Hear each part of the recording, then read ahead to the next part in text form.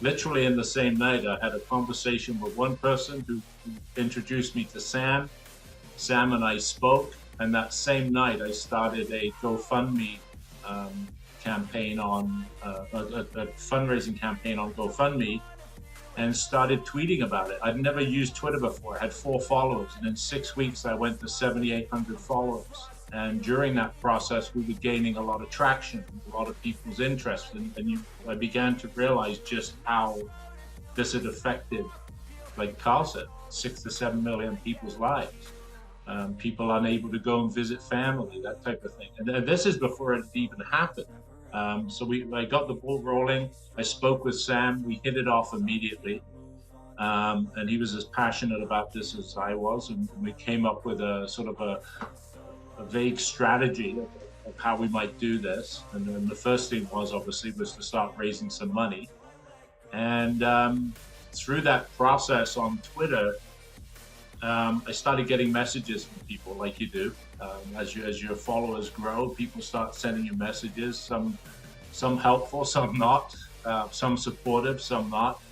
And I got a couple of messages from Carl, and I was kind of filtering through all these messages and so on. And eventually, he sent me something that sort of resonated with me, and I found out he was in British Columbia, and so I messaged him back. A couple of times we spoke to each other, through direct message, and then we eventually arranged to have a Zoom call with Sam. And that's the first time that all 3 of us spoke as a group. And Carl very kindly at that time, again, as passionate as we all were about putting a stop to this tyranny. And I don't use that word lightly, but that's exactly the way we perceived it. Why did you two have enough confidence to go ahead with this? Now, I mean, at that point, people who were opposing the vaccine say, so I'd like to know why it bothered you so much, what the vaccine mandate meant to you personally, but then why you were able to presume that you knew well enough better to risk bringing a lawsuit against the Canadian government. Did you have support from your family? I mean, No. Obviously, no, you didn't have support from your family, No, but you had support from each other. Who supported you? Why did you have enough confidence to do this?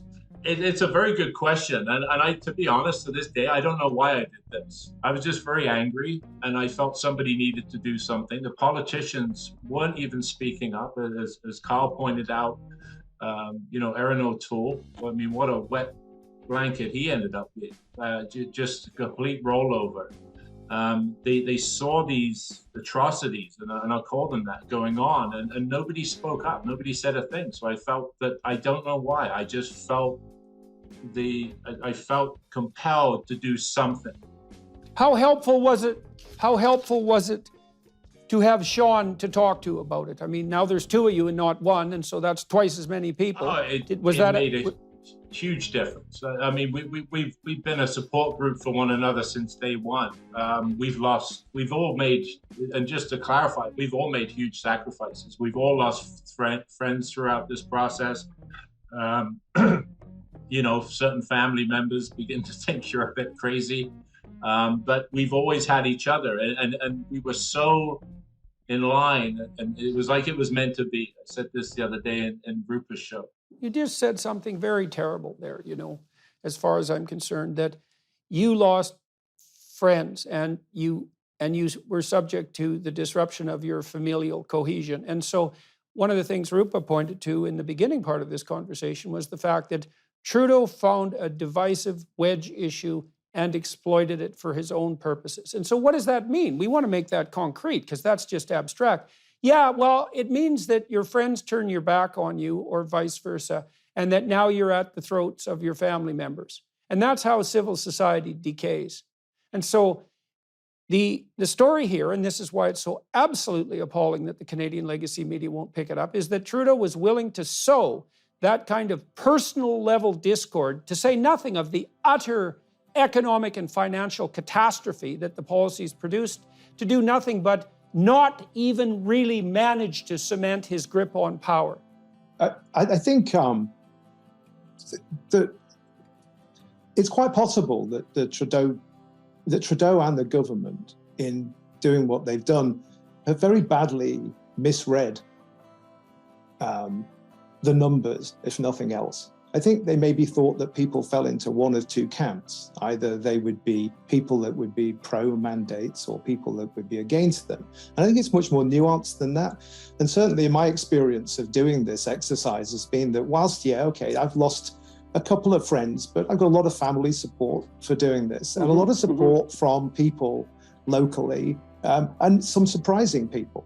And I think there's an element of a lot of folks who disagree with it sort of going along with it, keeping their head down. That's sort of an element of Canadian politeness almost. You know, and I think that's a challenge going forward for Canada. As Canada perhaps, I mean, maybe Trudeau's done us all a favor by pushing Canada towards the end of what some might see as a political adolescence. Well, I was thinking when Trudeau called the truckers misogynists and bigots and said that they were fomenting a rebellion in Ottawa, let's say financed by MAGA Republicans of all the preposterous things, I thought, because I was down in the States when that was happening, talking to Americans, telling them that this was the story, and they were like open-jawed in amazement, including the Democrats, that anyone would ever possibly believe that. And then I thought, well, you better give the devil his due. Why would Canadians be willing to fall for that, let's say? And then I thought, well, here's the story, man. It's like, for 150 odd years,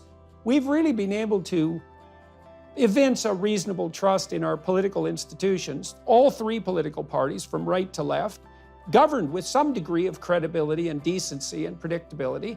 And then the legacy media did their job being responsible critics. And I say you could even say that of the CBC for many years. And the education system was reliable, and the legal system wasn't taken over by DEI warriors, and so forth. And now all that's, or a lot of that, has changed. And so now Canadians were being asked by their Prime Minister to accept one of two stories.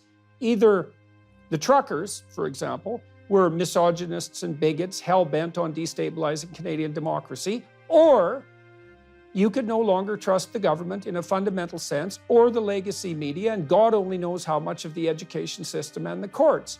And so, in some sense, for a sensible and conservative people, the logical choice there was to, well, assume the lesser devil and think that the truckers and the anti-vaxxers, so-called, and so forth, were, you know, a fringe misogynist and bigot group, and that everything in the background was really running as it should be. But as Rupa's story indicates, and as I said, I heard exactly the same story several months ago from high-level consultants to provincial governments across Canada, that they were doing the same thing, ruling by poll